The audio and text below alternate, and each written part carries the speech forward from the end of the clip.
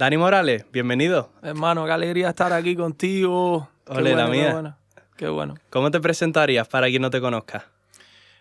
Bueno, pues una persona común y corriente que se dedica a la música y que toca la batería. Uh-huh. ¿Y en qué proyectos musicales estás metido? ¿A qué dedicas tu tiempo en tu parte profesional?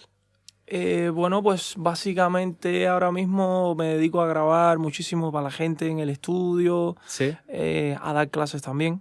sí. Y bueno, a trabajar con los artistas de las giras que van apareciendo. Sí. Ahora soy justamente, bueno, llevo muchos años tocando con Patax, Uh-huh. que es la banda de jazz fusión, no sé si la conoces. Sí, yo te vi con Patax en Sevilla, la primera vez que yo te vi en mi vida fue ahí, hace no sé cuántos años ya. ¿En la Cartuja? Yo creo que sí, Sí. pero hace como tiempo, ¿no? ¿De eso? Sí, hace tiempillo ya. Anyway, Sí. Sevilla tiene un carácter especial. Entonces estás con Patax, ¿no? Sí, estoy con Patax, estaba tocando también con Pitingo, haciendo ¿Sí? cosas con Sole Jiménez, un proyecto que se montó con Sinfónica junto a Juan Valderrama. Sí. Trabajando, bueno, he trabajado también estos últimos tiempos con Caramelo, con Albita Rodríguez, artistas cubanos también. Sí. Bueno, así, con Dani Noel, con gente del Latin Jazz, Uh-huh. con Antonio Carmona también. Sí. Y bueno, básicamente ya sabes, este mundo va, lo que va surgiendo en la oportunidad de estar, pues ahí estamos. Claro. Ahí está. ¿Cuál es tu primer recuerdo musical? Mi primer recuerdo musical que añoro muchísimo y lo tengo ahí en la mente era, pues antiguamente, bueno, yo vengo de un barriecito de Ciudad de La Habana que se llama el municipio de Arroyo Naranjo. Dentro del municipio de Arroyo Naranjo hay un barriecito que se llama el Reparto Eléctrico. Sí. Y recuerdo muchísimo, bueno, una casa humilde donde vivía, no teníamos recursos y mi padre en aquel entonces, pues yo le comentaba, bueno, mis inicios de que me gustaba ser baterista y tal, y no sé qué. Uh-huh. Y bueno, de acuerdo a la necesidad no teníamos recursos y me hace un pad de prácticas Sí. de neumático de camión Sí. con una estructura de madera y las baquetas me las fabricaba yo mismo. Sí. Mi abuela tenía una mata de lima que yo cortaba con una cegueta, y rompía una botella. Y esa botella, los trozos, digamos que yo iba desbastando, obviamente era una rama más o menos de grosor de una baqueta, ¿no? Sí. Entonces iba desbastando hasta hacerla lisa, en fin.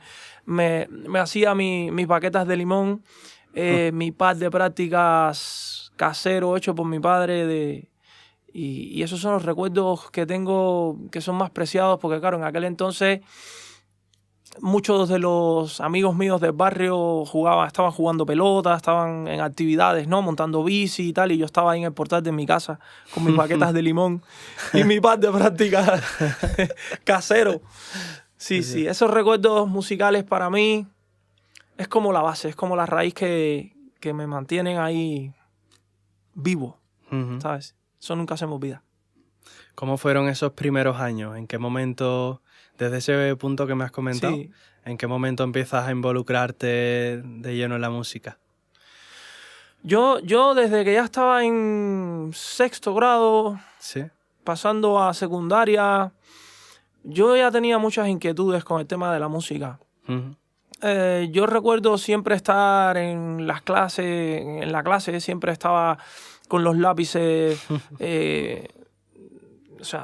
lápices con la típica goma que tiene detrás, ¿no? Y tocando, y claro, partía las gomas de los lápices, no atendía en la clase, llamaban a mi madre, oiga señora, venga aquí, mire su hijo que no para de tocar, que no sé qué, tal. Tengo anécdotas también sobre la incursión de la música, ¿no? Ya ese bichito que te pica, ese bichito que te pica y ya no te lo puedes sacar. Pues habían unas latas también, unas latas Pinocho de aluminio que venían llenas de galletas. Sí. Y ya cuando le faltaban poquitas galletas, yo le sacaba las galletas a mi abuela y se las ponía en una bolsa. Y entonces pillaba unas varillas de soldar de mi tío, que se dedicaba a la soldadura eléctrica, y le hacía como le quitaba el fundente, le hacía como una bolita, la jorobaba así la punta, y me ponía a tocar en las latas. O sea, era una cosa que no se podía parar. Entonces, hasta que, claro, los vecinos, mujer, cállese muchacho, que no me deja ver la tele, tal. Era una locura, ¿no? Y lo que pasó fue que mi madre me dice un día, oye, hijo, mira, a ti esto te gusta, tú quieres estar... ¿te quieres dedicar a esto? No sé, porque es que ya tienes una fuerza con esto que ya no podemos parar. Una cosa rara, porque en mi familia no ha habido nadie músico. Mi abuela, que le encantaba bailar, hacía poses de estas de bailarina y tal, pero nunca no tuve nadie músico en mi familia. Sí. Y bueno, ese fue un poco el chispazo para... Hasta que mi madre ya me llevó a la escuela. Ya. Hice las pruebas en Manuel Saumel, una escuela que había en el Vedado. Y pues ahí ya empecé el camino hacia formarme como hacia lo profesional, ¿no? Y bueno, y a partir de ahí ya muchas experiencias, un montón. Como estudiante, como meterte en el mundo ya... Porque claro, cuando ya te metes en ese canal específico de lo musical, ya empiezas a conocer gente que pertenece a ese mundo también. Entonces empiezas a encontrar ahí como un círculo de personas de pertenencia como a una familia, ¿no? Como una familia musical. Y eso mola mucho. Porque vas como iniciando el recorrido y pasas esa etapa como estudiante, como aprendiz, y luego ya camino a lo profesional. Bueno, ya en lo profesional miles de experiencias más hasta el día de hoy. Aunque te digo que aprender nunca terminamos de... Yo todos los días aprendo algo. Claro. Todos los días aprendo algo. Cuéntame si quieres algo acerca de esos años como estudiante, ¿no? Un poco el recorrido hasta que luego ya empezaste a, no sé, dedicarte profesionalmente. No sé si a la vez que te formabas también empezabas con primeras formaciones o... Sí. O sea, simultáneamente a los estudios, ya llegando hacia los 14, 15 años, existían grupos fuera del contexto de la música, o sea, digamos, de la escuela, esas cosas, grupos en los que tú tocabas, le podemos llamar grupos juveniles, ¿no? Grupos de música contemporánea, música popular bailable cubana. Entonces, o había quien le encantaba la rumba y se metía a tocar rumba en un solar de La Habana, o otros estaban en grupos musicales como yo. Entonces, claro, simultáneamente a los estudios siempre tocabas en la calle para buscar esa formación, esa picardía de lo que está pasando en la calle, ¿no? O sea, es tan importante la preparación metodológica de un conservatorio, de una escuela o de una academia, lo que sea que estés estudiando metodológicamente, pero la escuela de la calle es súper importante porque ahí es donde está la picardía, lo que se cuece, por dónde le entra el agua al coco, cuál es la visión de las personas que nunca han pisado un colegio en la música, y te enseñan el secreto de la calle. El secreto de la calle. Entonces, eso es como dos partes que te van haciendo a ti. Entonces, hay mucha gente que sale de un conservatorio y cuando sale para la calle hace así. Dice, ¿y ahora qué hago? Claro. Entonces, es muy bueno tener. Lo que pasa es que en Cuba, en las escuelas, siempre pasa que no te dejaban tocar música. No querían que tú tocases música en la calle y te podías buscar problemas, pero la gente lo hacía porque ellos sabían que lo hacíamos por esa ideología del clásico y esas cosas, pero al final yo, si no quiero ser clásico, yo quiero ser rumbero. Yo a mí me gusta la rumba, yo estoy con el quinto, porque ahí es donde tú sientes con el quinto y con la clave. Entonces, claro, eso fue lo que en mí fue creciendo cada vez más, ¿no? Vas creciendo ahí en esa cuerda. Y nada, pues eso era lo que paralelamente yo llevaba como músico. Después, cuéntame un poco acerca de cuando terminas tus estudios, ¿no? Acerca de esas primeras formaciones o primeros trabajos como músico profesional. No sé si hay algún momento en el que tú tomas esa decisión consciente o es un camino o es algo que se ha ido dando un poco. Bueno, pasa que la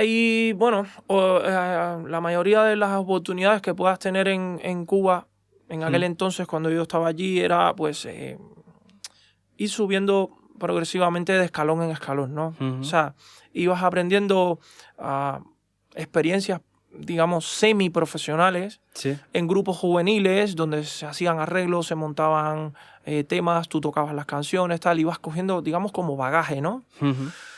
Y entonces se empiezan a regar la voz o en el cole, o en la escuela o en la calle, o tal. Oye, que mira, que tal orquesta busca un saxofonista y están probando gente. O tal orquesta está probando un conguero, un bongocero, cualquier cosa, ¿no? Sí. Y entonces tú ibas el día que estaban probando gente, digamos como un casting, y tú pues te probabas junto con otras personas más. Y al final pues era como la vía para entrar en una orquesta de primer nivel, ¿no? Poco a poco vas subiendo como de escalón, ¿no? Allí. Y fue el caso de lo que me pasó a mí. Yo de repente estaba con un grupo tocando... Bueno, estaba con dos grupos. Estaba con un grupo que se llamaba Habana Team. Habana Team, que muchos compañeros hoy en día son súper profesionales, excelentes músicos, pero en aquel entonces teníamos 14, 15 años. Y paralelamente estaba en un grupo también que se llamaba Aroma de Ébano, que era un grupo de chicas que hacían también música cubana. Entonces, pues, en ambos estaba tocando timbal. Yo estudiaba muchísimo en aquel entonces, le dedicaba horas al instrumento. Pasa que yo le dedicaba más horas a la batería que al timbal, pero en todos los sitios. O sea, yo he sido más baterista que timbalero, pero en todos los sitios que iba a tocar, no era como baterista, era como timbalero, porque es lo que más abunda allí en Cuba. Claro. ¿No? Entonces, pues eso fue lo que me pasó. La incursión hacia lo profesional de ganarme dinero con los bolos y esas cosas, fue que me enteré que estaban probando un timbalero en la charanga latina de Enrique Álvarez. Y pues yo fui un día y me probé. Bueno, recuerdo que ese día llegué tarde, porque habían probado como a 4. Y ya creo que tenían una decisión como tal. Entonces yo estaba allí, chavalito ahí, con el short ahí, con un hueco por aquí, una zapatilla, todo con suciedad. Un guajirito del barrio. Y yo decía, perdone, maestro, mire, es que me ha pillado tarde que el camello, o sea, hay una cosa que se llama en Cuba, yo no sé si existe todavía, pero antes había una cosa que era un camión que tenía como un tráiler grande, se llamaba camello. Sí. Ahí cabían 100 personas y 20 más agarrados en la puerta. O sea, aquello era como en la India, ¿sabes? Una cosa así. Pero bueno, era el transporte que teníamos. Y recuerdo que, no, maestro, el camello, que mira, que se me tal. Y me dijo, bueno, vale, venga, dale más baqueta y pruébate ahí y tal, no sé qué. Y eso, efectivamente me probó, me hizo hacer un poco de groove con el timbal, tal. Luego me dijo hizo un solo.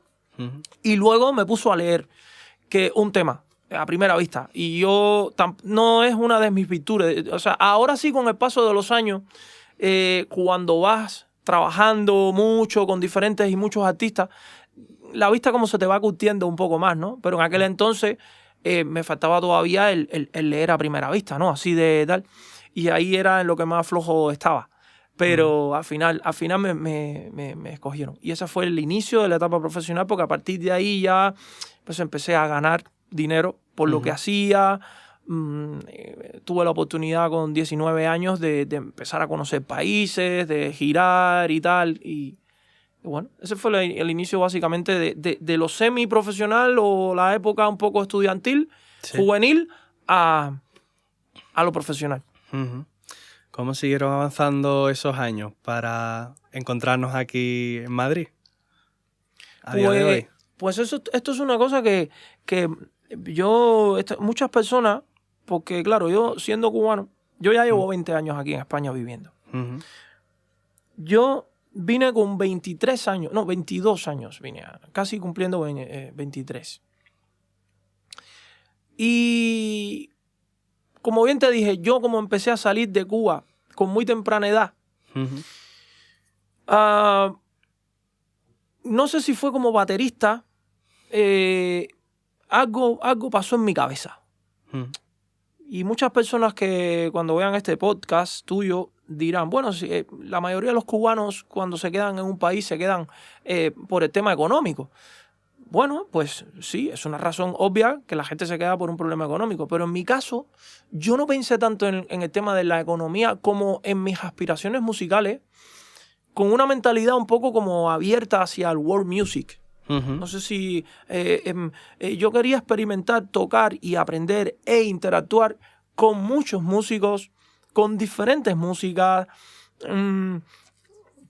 Mis primeros viajes fueron por ejemplo, a Jamaica, Barbados, la zona de Trinidad y Tobago, Bahamas, porque estuve como 2 años girando entre esas islas.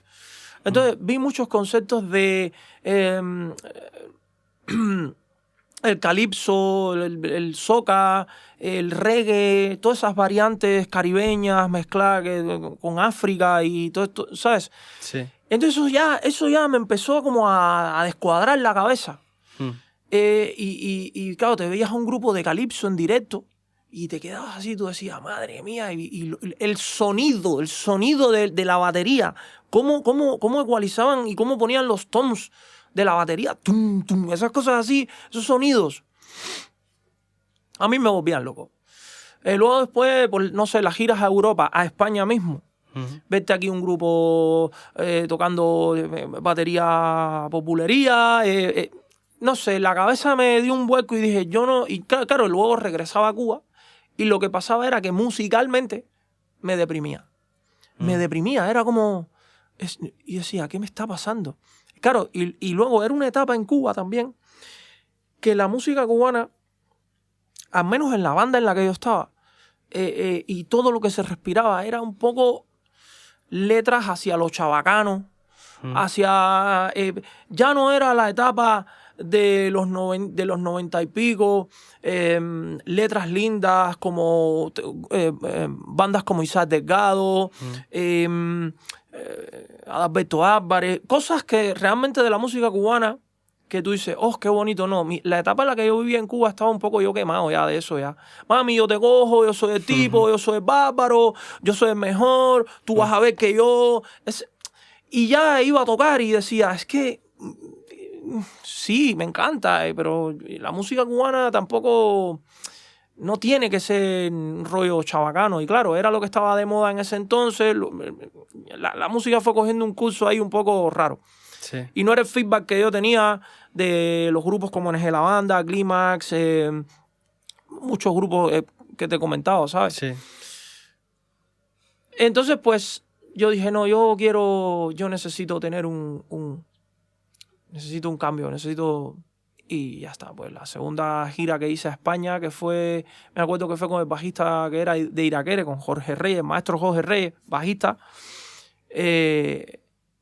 y con el mismo Enrique Álvarez, que a su vez también hicieron un proyecto que se llamaba Lizzy Álvarez y su quinteto de La Habana, pues me quedé directamente.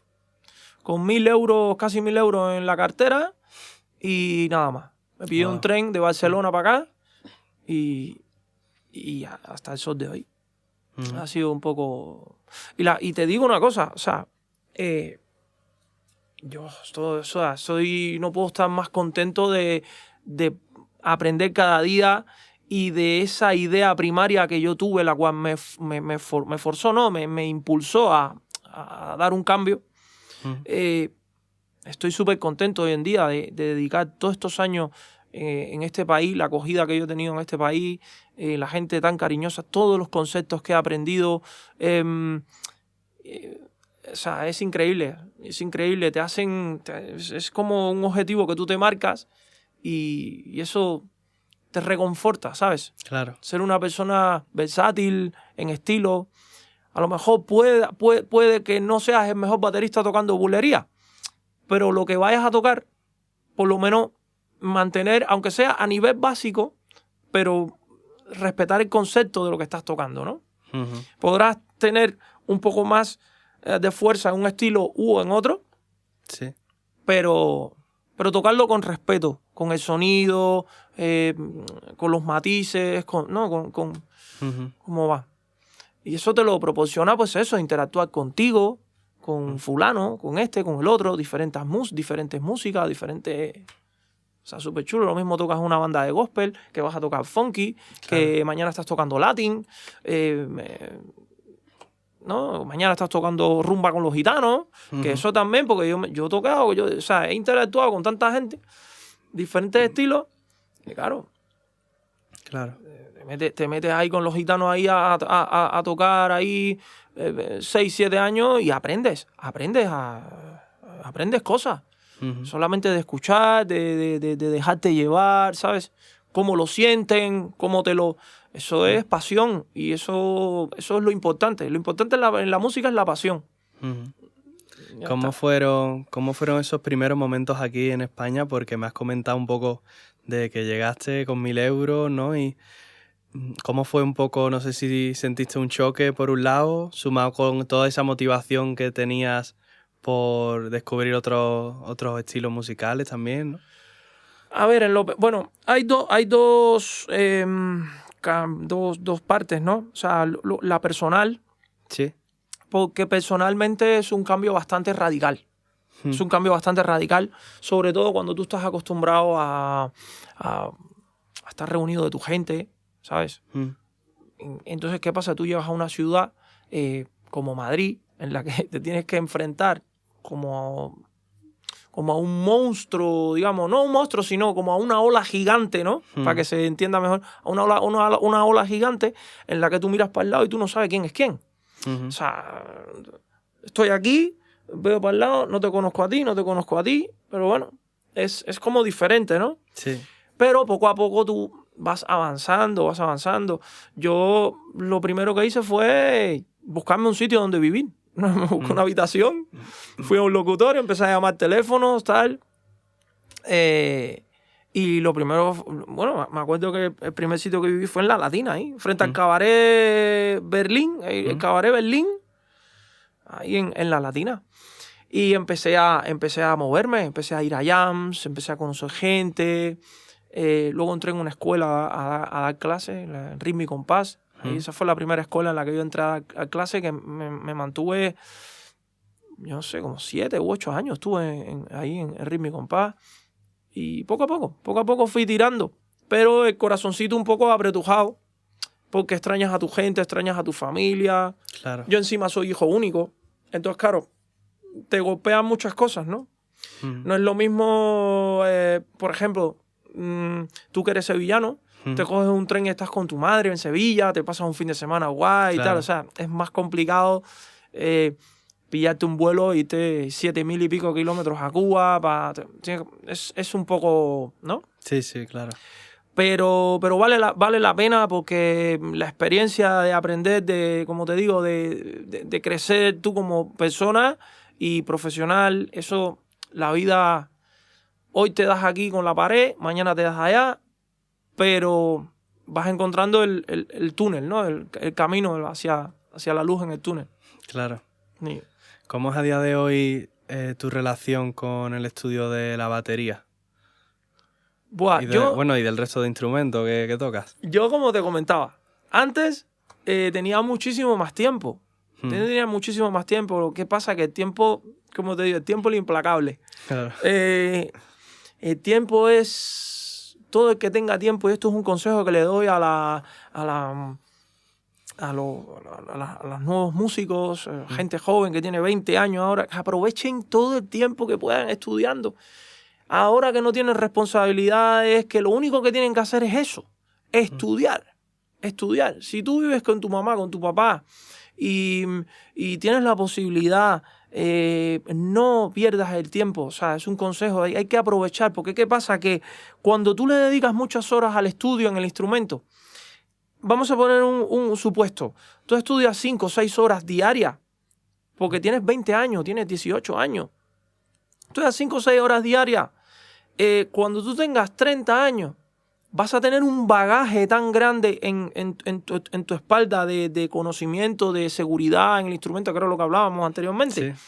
Pues ya cuando llegue el momento en el que no puedas por tiempo dedicarle todo el tiempo que antes le dedicabas, pues ya tienes ahí una base. Claro. Y solo lo que tienes que hacer es, ya no estudias 6 ni 5, estudias 1 hora, pero en 1 hora ya tú vuelves a recordar todo, te vuelves a poner un poco en forma, y lo que intentas es mantenerte. Claro. Mantenerte. Porque eso es así, con la edad empiezan a venir los hijos, la factura, pagar las cosas, ven para aquí, levántate a las 7, haz esta gestión, busca el otro papel, no sé qué. La vida, porque somos músicos, pero somos personas también. Y hay que hacer cosas. Claro. Y el tiempo se va. Entonces, por eso es que es lo que te digo. Hay que aprovechar el tiempo cuando tienes 20 años, que lo que tienes que hacer es estudiar nada más. Claro. Y ya está. Eso, porque lo demás viene solo. Lo demás es... lo demás paso a paso va viniendo. Y es así. Solo yo lo paciencia, pienso así. ¿No? Claro. Constancia. Me gustaría que me contaras alguna anécdota que te haya pasado en cualquier contexto musical, de grabación, concierto. Voy a contar una de Cuba, ¿vale? Una de Cuba. Estaba tocando en el Hotel Nacional, en el Salón 1930 en el Hotel Nacional en Cuba. Yo en aquel entonces estuve como 3 meses tocando con el maestro Pío Leiva. Señor mayor, tal, no sé qué.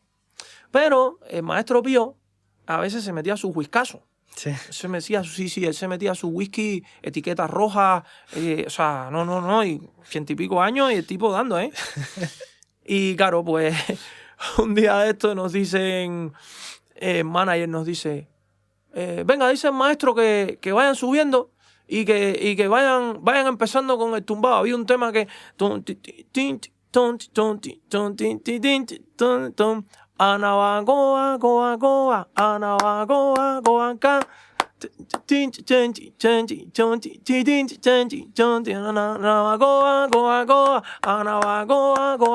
Entonces nos manteníamos ahí con esa marchita, con tumbado así, sí, bajito, hasta que el maestro Pío entrase, ¿no? Sí. Él venía con su bastón y tal. ¿Por qué pasa que al maestro Pío le entra un deseo de ir al baño?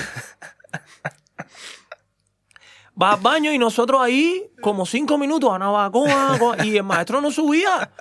Y de repente el maestro Pío se baja desde abajo del escenario y dice, porque es un viejo de esto, con su forma así muy, muy arraigada. Dice, con el bastón así, ¿y ustedes a quién les mandó a empezar? ¿Y ustedes quién les mandó a empezar? Aquello fue, y nosotros, ¿pero cómo? Pero... Sí, de estas cosas locas de... Ya, tengo un montón de anécdotas, pero ahora no me acuerdo así de aquí de España un montón, pero bueno, tendría que... Está bien. Es que me lo imaginaba ahí en bucle. Imagínate, ¿y ustedes quién les mandó a empezar?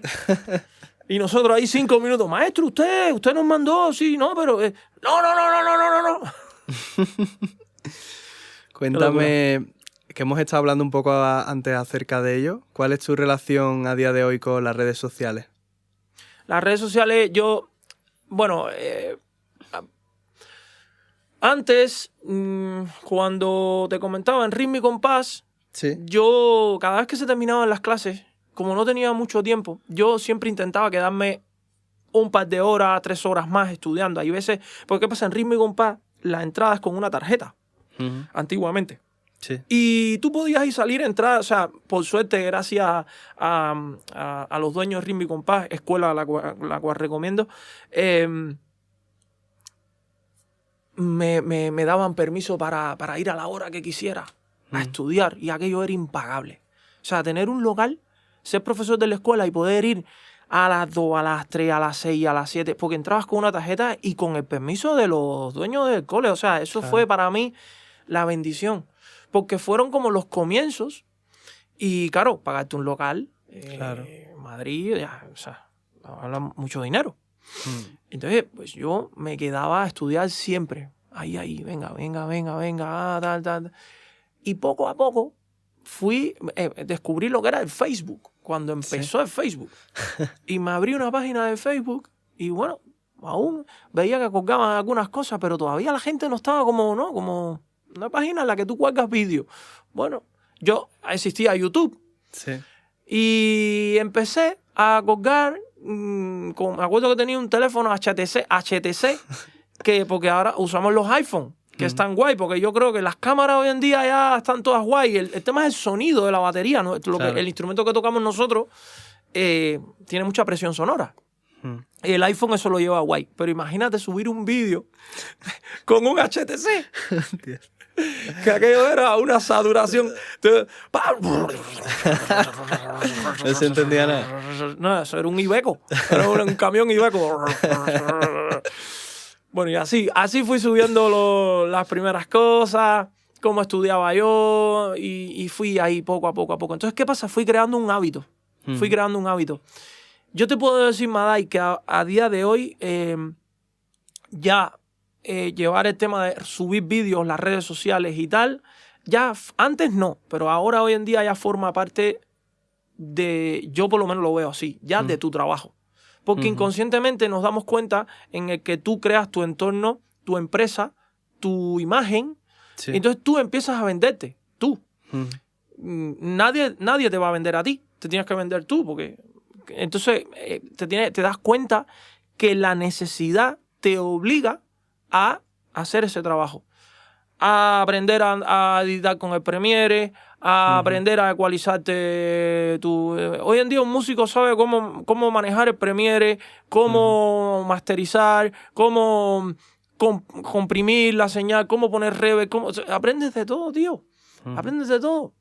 Porque ya estás metido en el mundo de poderte vender, poder vender tu imagen, lo que tú haces, para obtener, pues, mayor alcance, ¿no? A oportunidades. Sí. Y claro, creo que las redes sociales es un punto muy fuerte en eso. Es así. A mí ya nos encantaría, pues, dedicarnos a tocar simplemente nuestro instrumento y hacer lo que hacemos, pero las cosas hoy en día ya no son así. Por eso siempre he estado muy activo en las redes sociales. Ya antes grababa con mi HTC, ¿no? Ahora llevo una tarjeta de sonido, la meto al teléfono, meto la línea estéreo tal, controlo con una aplicación un poco la mezcla, corregir un poco la mezcla general, ecualizo, comprimo, tal, subo. Es un curro que añadido, ¿no? Claro. Pero necesario porque eso es así. Ahora mismo, hoy en día, funciona así. ¿Por qué decidiste ser músico? No lo sé. No sé qué fue lo que me pasó. Esa pregunta es que no te la puedo responder, lo siento. Porque es que no sé qué me pasó. De momento yo, sin querer, me vi atraído por la música, aquellos discos de Weird and Fire, cómo sonaba la batería, luego después aquellas baterías de David Wecker de Masterplan. Yo en otras entrevistas he dicho que para mí un regalo en Cuba, cuando yo tenía una tía que por hoy vive en San Francisco, ella iba todos los años a Cuba y me decía, sobrino, voy para Cuba, ¿qué te llevo? Una gorra, unas zapatillas, juntar. No, tía. Tráeme, disco no, cassette, ¿no? Cassette Maxell de esos de 120 minutos, que cogíamos con un lápiz y le dábamos 30 vueltas. Así. Se partía la cinta y la pegábamos con pintura de uña. Y claro, y así estábamos todos, porque la información, como estaba cerrada, no llegaba, no había acceso a la información. Venga, Madai, te presto mi cassette de Masterplan de Dave Weckl. Y ahora tú préstame el de Steve Gadd. Venga, así era la onda. Claro. Después empezaron a llegar los casetes beta pequeños de los casetes de vídeo beta. Y llegaban ya los vídeos de Modern Drummer en Estados Unidos. Que en uno de esos Modern Drummer yo tenía uno del maestro Horacio el Negro. Brutal. Entonces me sentí atraído y no encuentro la explicación. Fue una cosa ahí... ¡Ping! Porque como te comenté, en mi familia no hay nadie músico. Claro. No hay nadie. El único soy yo. ¿Cómo gestionas la incertidumbre que supone dedicarse a la música? Pues mal. La incertidumbre siempre se lleva mal. La incertidumbre siempre se lleva mal porque tú no sabes lo que vas a tener por delante el próximo mes o los siguientes meses. Estás constantemente en una espera eterna. Yo lo que sí te puedo decir que es importante crear una base segura. No esperes a vivir de los bolos. O sea, aunque tú vivas de los bolos, no esperes en tu vida vivir de los bolos. Por dos razones. Primera, por el sitio en el que estamos. Y en esto podemos hablar de temas ásperos también, porque esos temas también hay que hablarlo, ¿sabes? Quizás crear en ti una base de ingresos medianamente mínimos, o sea, dando clases o grabando para las personas. Hay gente que tiene otros trabajos, no pasa nada, porque... pero bueno, sí, yo creo que dando clases y si grabas, en el caso como lo hago yo para gente, para producciones y tal, pues genial, porque son ingresos que más o menos te mantienen un poco... como fijos, ¿no? Así, más claro, o menos, ¿no? fijos ahí que te van dando un poco, porque claro, cuando llega el día 30, es que ya no es, ya el autónomo ya no te lo pasan ni el día primero. Ya el día 27, el día 28 ya están, y todo el mundo está con el sable, ¿no? Entonces, la mentalidad es tratar de no pensar que vas a vivir de la música, ¿vale? Aunque estés viviendo de ella. Y eso mucha gente piensa que va a vivir de la música. Sí, los bolos, cuando estás de gira, cuando estás tocando, cuando estás activo, todo está guay. Por ejemplo, ahora mismo estamos en enero. En enero es una temporada muy baja para los músicos. Claro. Enero, febrero, marzo. Bueno, a partir ya de finales de marzo se va animando la cosa. Da igual si haces eventos privados, si haces giras, si tocas en... al final nosotros somos felices tocando, en donde sea. La cuestión es, para no pasar por esa incertidumbre que todo el tiempo uno tiene, hay que un poco hacer unas bases. Porque la música está difícil. Vivir de la música es un campo muy difícil. Y sobre el tema áspero que te estaba explicando, que te había mencionado, vivimos en un país que es muy rico en culturas, y esto te lo hablo con base porque llevo 20 años viviendo aquí. O sea, vivimos en un país que tiene una cultura increíble, una cultura culinaria, cultural, toros, patrimonios, museos, arquitectura, todo eso es cultura, pintura, pero desgraciadamente el mundo de la cultura, o sea, de la cultura no, perdón, de la música, está muy pobre. Hay muchas cosas que se tienen que hacer y eso el gobierno no lo apoya por ningún sitio. El gobierno no apoya. Aquí no hay subvenciones para importantes para los músicos que tienen que grabar discos, que tienen que grabar proyectos. En otros países eso sucede. El gobierno, en Estados Unidos, si tú eres un tipo que eres un cerebrito y eres un músico de estos pasados tal, el gobierno de los Estados Unidos te dice, toma esto. ¿Por qué? Porque ese gobierno necesita que la música, que la cultura musical, o sea, ¿cómo te digo? Que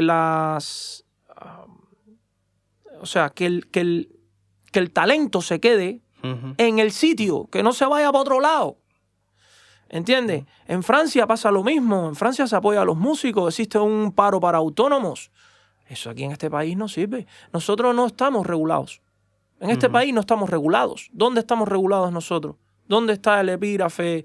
Sí, en autónomo tenemos artista, intérprete, no sé, una cosa esa. Pero no estamos regulados.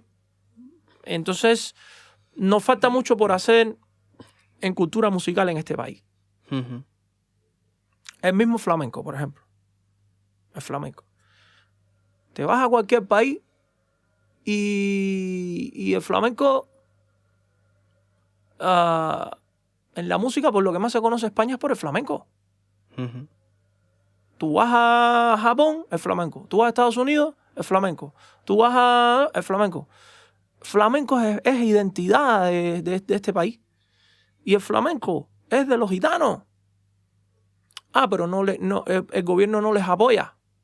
Pero ¿qué pasa? Que un español cuando va afuera, a los países de fuera, se siente identificado. España, España, flamenco, flamenco. Oh, sí, flamenco, genial, tal.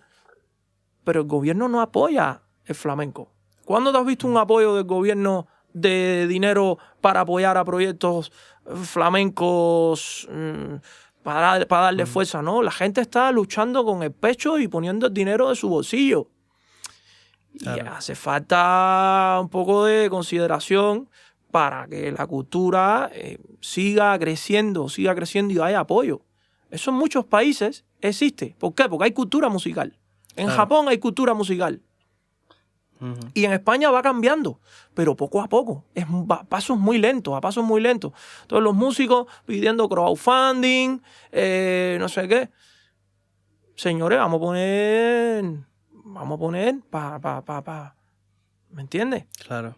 Eso es lo que veo yo. Entonces, eso es el tema de la incertidumbre constante, ¿no? Sí. Con el tema de la música y dedicarse a la música en este país.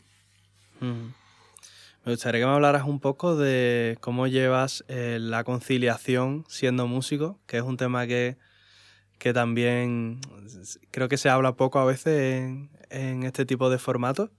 Y que incluso parece que es un poco incompatible a veces el tener una familia, dedicarte a la música. Cuéntame un poco acerca de tu opinión acerca de eso. Bueno, el tener familia siendo músico es un reto, ¿eh? O sea, tiene su...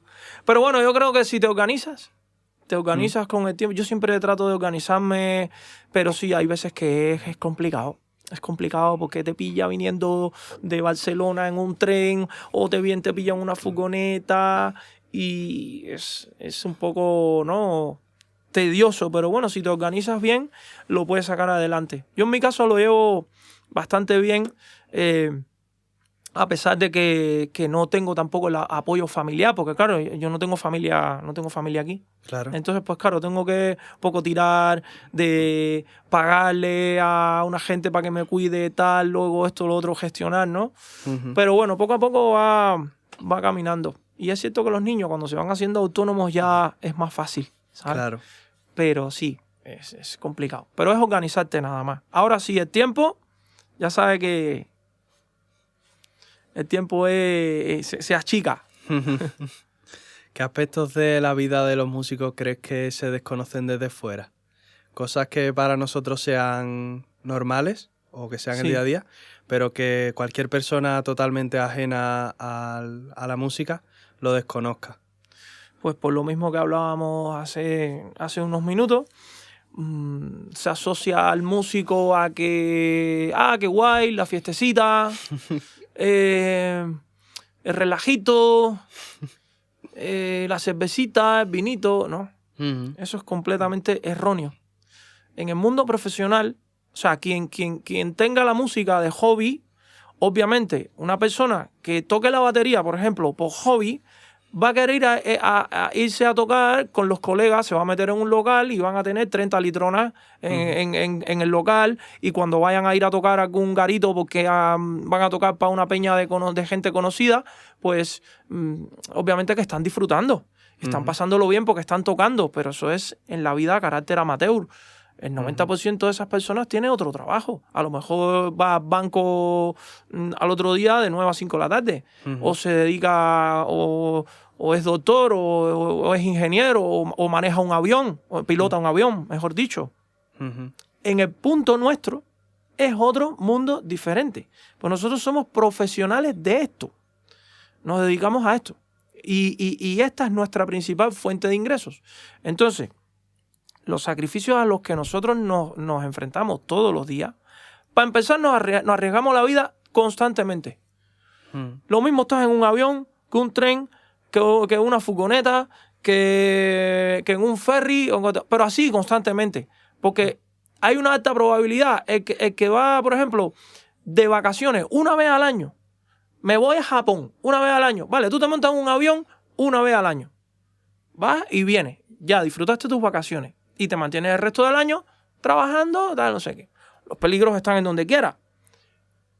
Pero dime tú, si tú todos los fines de semana tienes que coger una furgoneta, un tren, o un avión, o un tal, o meterte por una montaña, un caminito de eso que tiene un montón de piedras, porque tienes que tocar en un vuelo privado en la punta de la montaña de no sé dónde. No sé, me lo invento, ¿vale? Pero pasamos muchos riesgos, mucho trasnoche, dormir mal, comer mal, un montón de cosas. Eso sin contarte el trabajo previo a un bolo. Recibe los audios, estúdiate los audios. En el caso hipotético que te den los papeles, estás salvado, que eso no es lo típico. No, de pero batería menos. Hombre, es que es una bendición que te llamen a tocar un bolo y que te pasen el repertorio, tus audios y tus papeles. Y tú te sientas a estudiar, tú te sientas a interpretar la música, porque tú eres intérprete. Entonces ya, si tú te pones a estar metiéndote, por lo menos yo me meto 2 días escribiendo un repertorio. Claro. Repertorio. Vete a meter mínimo un ensayo. Estúdiate los temas, no sé qué, el bolo, carga la batería, métete en el centro de Madrid con la batería, no sé. Sí. Todo eso es un trabajo previo que es un sacrificio. Entonces constantemente no es fiestecita, es nuestro trabajo, nos lo tomamos muy en serio.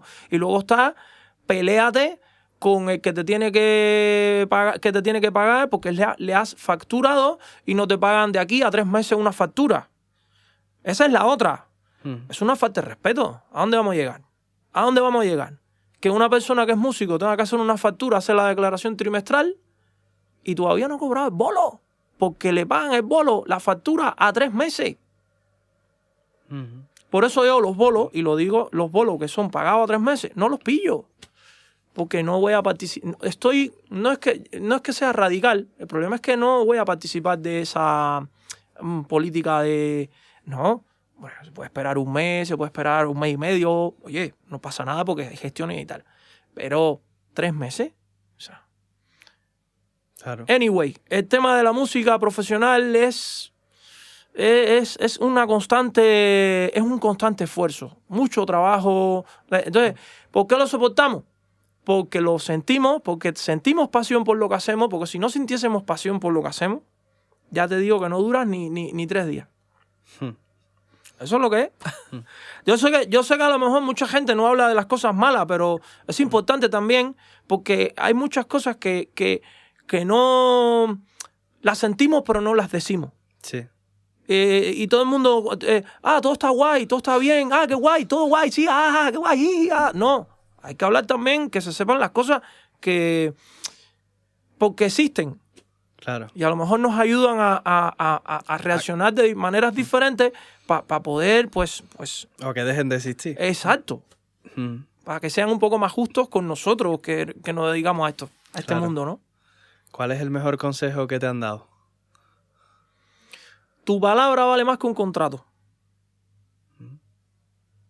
Eso... Y luego tu palabra vale más que un contrato. Eso, aunque hayan cosas que no estén por escritas, sí, por una cuestión de ética profesional y una cuestión de ser justo, ¿no? Y siempre... lealtad, ¿no? Exacto, hay que porque esas son las bases de poder entablar un acuerdo contigo o ayudarnos mutuamente, o, ¿sabes? No hacer una cosa y luego hacer otra y ser faltón. No, porque empiezas a hacerle daño a los demás. Entonces, es importante que tus compromisos, aunque no estén firmados en un papel, eso es, por lo menos a mí me ha servido muchísimo. Me ha servido muchísimo. Y luego en el tema de la música, bueno, el tema de la música con respecto a un consejo, pues no sé, el ego es una cosa que golpea muchísimo.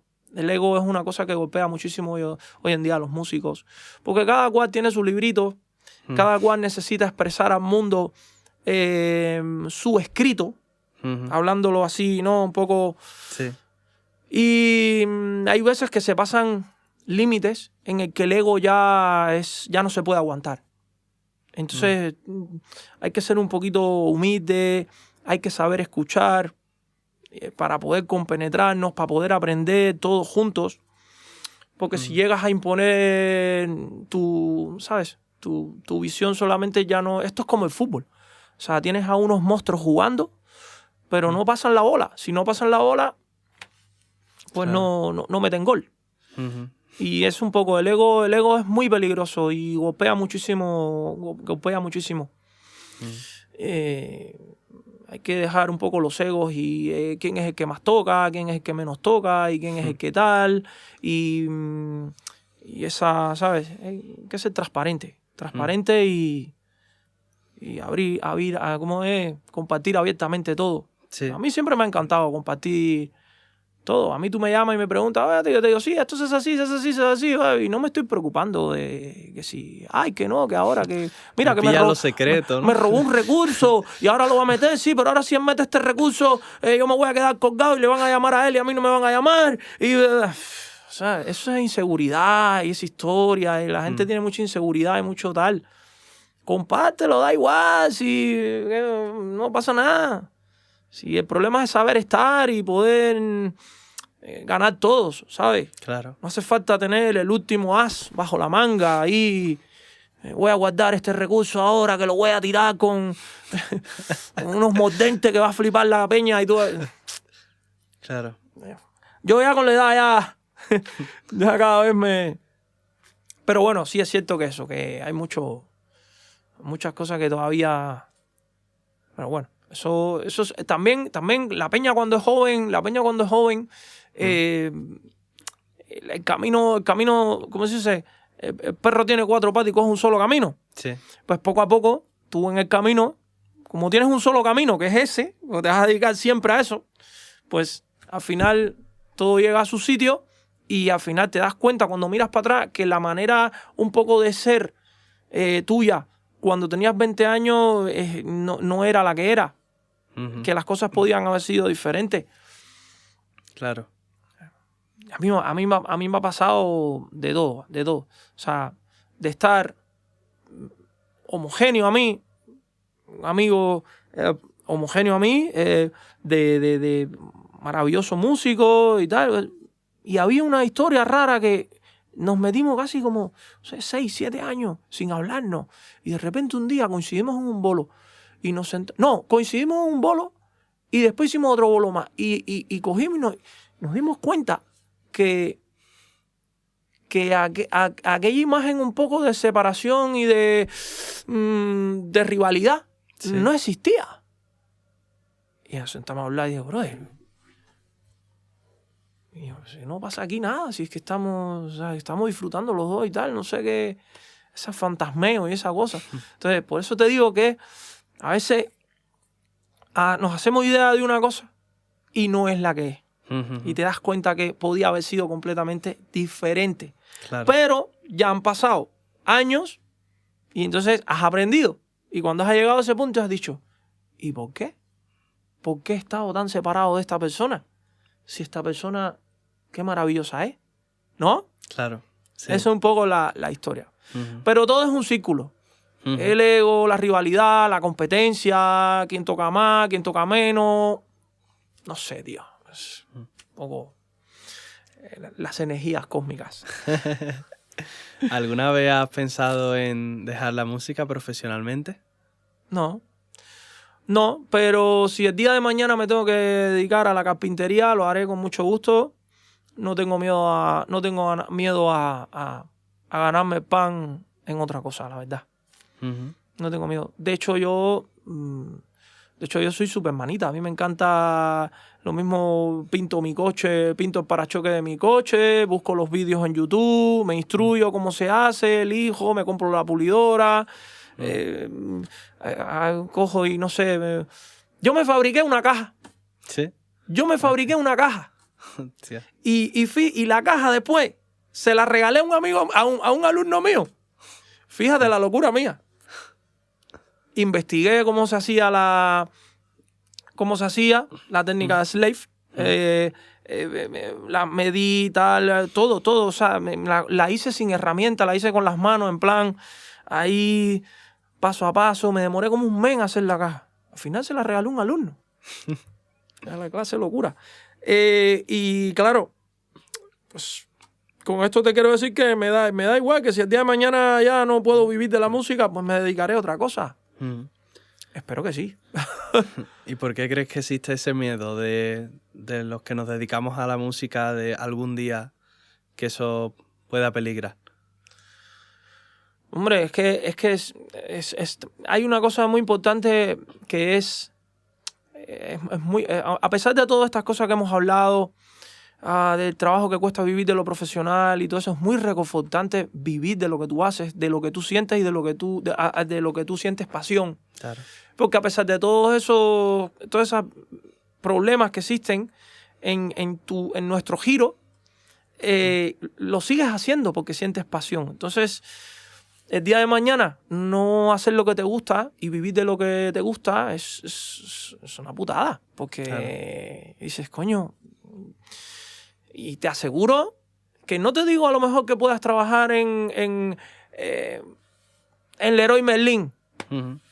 A lo mejor ganas 2.000 pavos en Leroy Merlin.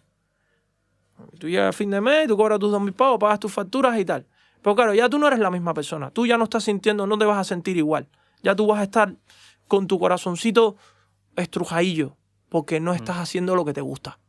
Aunque te queden de los 2.000, 1.000 euros en la cartera.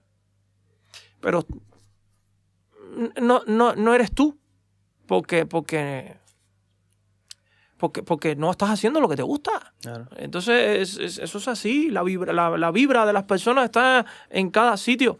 ¿Por qué te crees que hay mucha gente que anda por la calle con la mecha corta y irritado a pesar de las necesidades económicas que hay? ¿No? Porque hay mucha gente que se dedica a lo que no le gusta. Y llega el lunes y cuando van al trabajo ya es como si se cayera el cielo. Sin embargo, a ti te dicen, tienes ensayo a las 9:30 de la mañana el lunes hasta las 3 de la tarde y tú dices, ostras, pero vas contento a tu ensayo. ¿Por qué? Porque estás haciendo lo que te gusta. Entonces, claro, ese es el miedo que la gente siente. Nosotros, que somos músicos profesionales, sentimos ese miedo. Claro. No dedicarnos a lo que hacemos. ¿Cuáles son tus deseos de futuro a medio plazo? Yo ahora estoy haciendo una cosa que me encanta. Y es grabar y producir en la cueva para la gente. Me encanta. Me encanta tocar. Y la verdad que, o sea, tocar y estar de gira y todo eso, me encanta. Pero lo que más me encanta ahora mismo, que le estoy cogiendo un gusto tremendo, es producir para la gente. ¿Sabes? Grabando baterías, grabando percusiones, tal. Le estoy pillando un gustillo que me encanta, me encanta. Me encanta el mundo, ahora que me estoy dedicando mucho más a eso, me encanta el mundo de la producción. Y estoy aprendiendo un montón también, muchísimo. Qué muchísimo, bueno. Cómo cambia el sonido, cómo un simple desplazamiento del micro en un sitio, todo sobre todo hay una cosa que me está pasando, que es que descubrir las frecuencias del instrumento en el sonido como tú lo sientes, como te gusta a ti. Y simplemente bajas el ecualizador y pones números. Ya no vas buscando la frecuencia de la técnica de barrido y no sé qué. No, ya yo directamente voy y pongo números. Hago tiqui, tiqui, tiqui, tiqui. Eso mola un montón. Mola mucho. Porque hace tiqui, tiqui, pa. Está ahí. Claro. Es una pasada. Pero bueno, eso poco a poco, cada cual, a lo mejor la mía es aquí y la tuya es en otro lado. Claro, claro. Porque es así. Eso es el gusto de... Claro, de cada uno. Sí. ¿Cómo te gustaría ser recordado? No sé, como una persona normal, una persona alegre, una persona contenta, una persona solidaria, respetuosa con mis compañeros, que ayuda, que apoya en lo que puede, sin obtener nada a cambio tampoco. Las cosas se hacen de corazón. Entonces las cosas de corazón y nada. Una persona que aportó, puso un granito más de arena al mundo, a la música, que es lo que hacemos. Y nada, yo siempre me acuerdo de la gente con mucho cariño.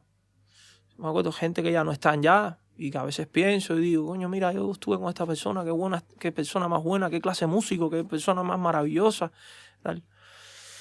Pero bueno, te hablo más en lo personal porque yo en mi cabeza pienso que primero persona y luego después todo lo demás, ¿sabes?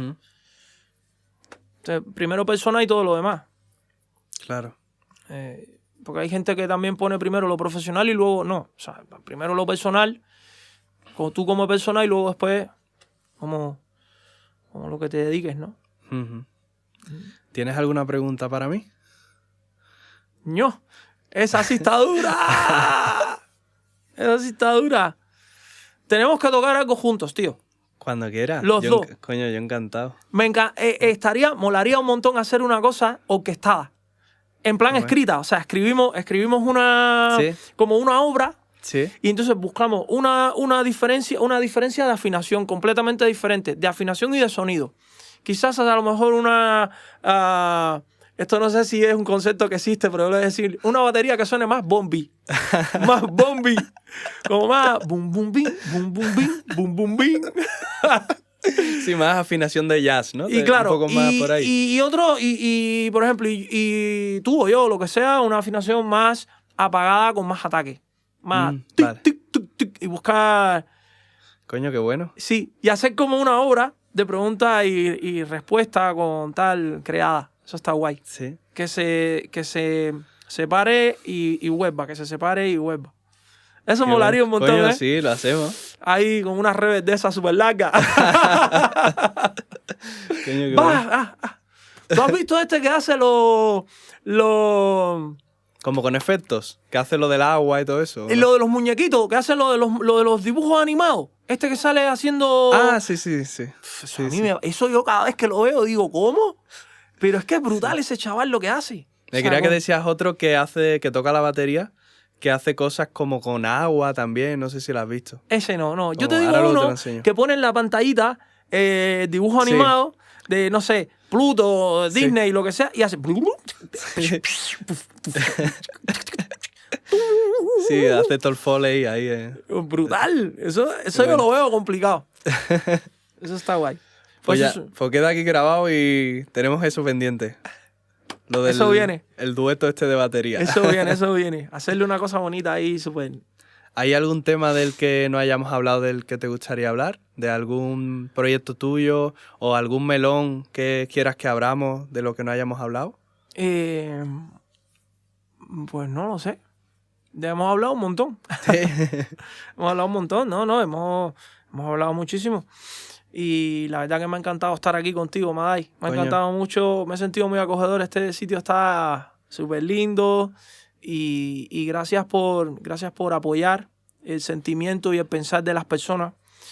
Que junto el mío con el de los demás y el de los demás con el mío, pues que nos nutramos mutuamente de todo lo que piensa cada uno. Claro. Cada cual aporta un poquito y está bonito. Está bonito que tengas abierto este espacio y darle la oportunidad a las personas de poder expresarse y que le pueda servir a la gente. Eso está guay. Gracias. Gracias, el invitado hermano. Despide el podcast, ¿vale? Así que tú, mirando a esa cámara, da el mensaje o despedida que tú quieras. Bueno, señores, les recomiendo que vengan aquí a este espacio con Maday Cruz, excelente baterista sevillano. Yo me lo he pasado genial, me ha caído a pregunta, pero la hemos pasado genial. Hay que venir aquí.